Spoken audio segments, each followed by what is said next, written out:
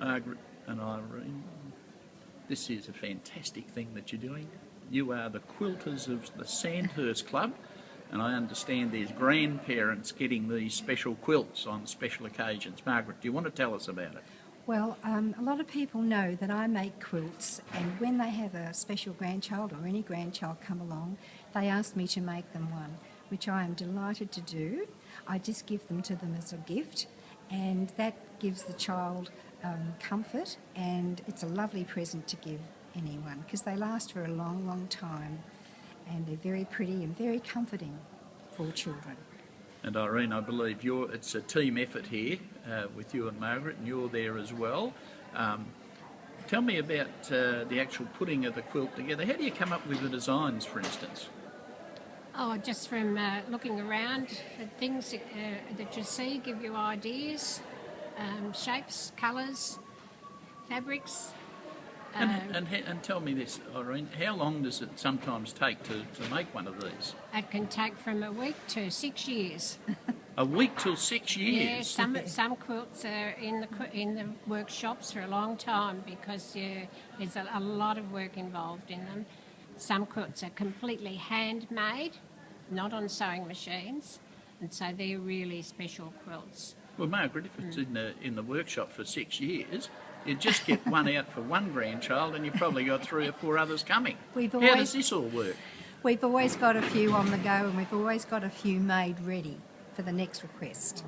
So you're actually stockpiling these quilts for grandparents, are you? Yeah, we are. Now tell me this, how long have you been doing it, Margaret? I've been doing it for about 20 years. Irene's been doing it for a lot longer than I have. Irene, how long have you been doing it? Oh, a bit more than 20 years, but no. What, you don't want to give away your age? Come on, tell us. No, I'm just young yet. I've got a few years quilting left in me. It's a habit that you get into that just, it's your life. It's an addiction. It's an addiction, is it? Well, tell me this. What is the time, what time of the day do you do this? I mean, do you get up in the morning and get going, or is it afternoon as you're having a coffee, or how does that all happen? Sometimes it's all day. Sometimes it's all week. And other times we might have a little bit of a break, but I know that Irene goes well into the late night doing hers. Is that true? Yes, I probably wouldn't start before 10:30 in the morning, but it might be midnight before I stop, because being a hand sewer, you can sit in your armchair and sew. Right. All the time.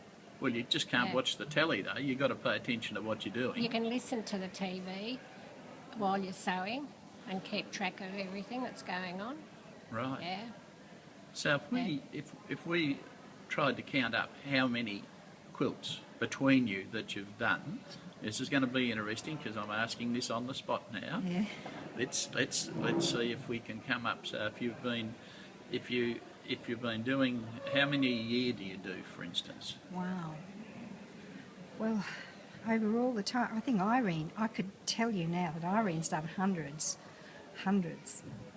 I think that I've probably done about, I don't know, over 200. And what about you, Irene? You'd have done... Yeah, I've lost count. 5 or 6 at least. 100. You've lost count. Don't you have a little book where you mark them off? No, unfortunately, I wasn't sensible enough to do that in the first place. And as soon as they're made, they go off to a nursing home or Ronald McDonald House or somewhere. And once they're gone and forgotten. Start the next one. Yeah. Well, that's the other thing I wanted to ask. I know that you make them for the grandparents here at Sandhurst, and for people who get quite ill at Sandhurst. But obviously there are other areas where you do these quilts for.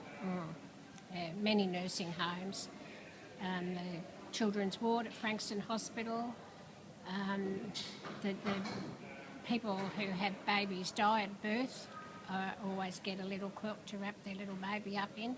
Right. And to keep. They're called quilts of love.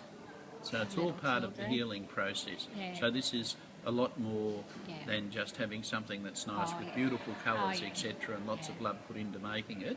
It's also, people have an emotional attachment to the quilts. Yeah, it's pretty serious stuff, Also, though, the group doing the quilting, it's important friendship and companionship for them too, because a lot of ladies are by themselves, Right. and it's a great friendship group. So it's a great community thing, even in the making of them. Yes. As well as 'Cause you- as well as actually the giving of Yeah, them.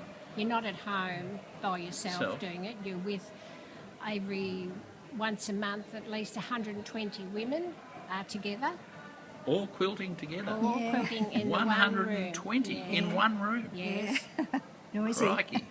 it is noisy, but It's not quiet. It's very noisy, A isn't lot it? of work gets done.